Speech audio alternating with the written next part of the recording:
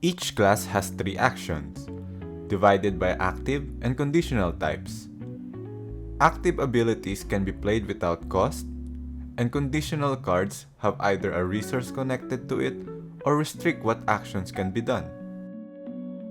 Each class has their own sets of unique abilities that are usually geared around resource cards, with biology's abilities geared towards whale shark maintenance, for fisherman geared towards feed gathering, and for tourism, focus on controlling the events and tourism decks, and lastly, NGO. This class abilities mainly supports the whole group. Moving on, we'll talk about what each class specific ability is and what they do.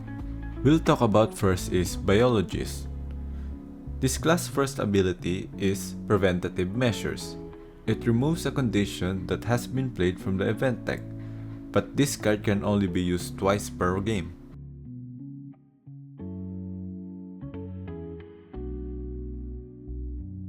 Next ability is Environmental Research.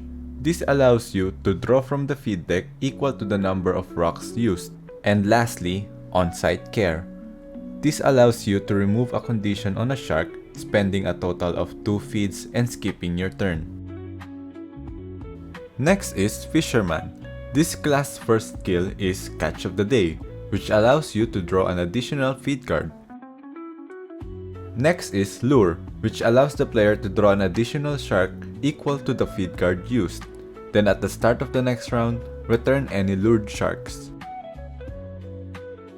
Lastly, Overfishing, which allows the player to draw an additional 2 feed cards, but you cannot draw feed on the next round. Moving on with Tourism, this class first skill is Dispute, which allows this player to return a drawn tourist card. Next is Planning, which allows this player to view the top 2 cards of the event or the tourist deck. Lastly is Temporary Closure. When this is played, discard the next card in both the event and the tourist deck, but no one can draw a tourist card.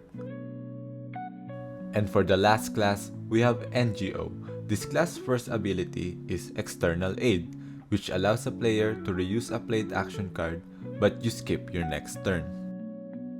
Next is Management Organization, which allows the player to return a drawn tourist card, then redraw another tourist, but you skip your next turn.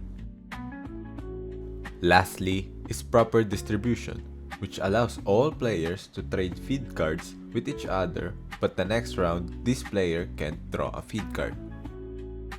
For more details on specific card effects and rule sets, please read our manual.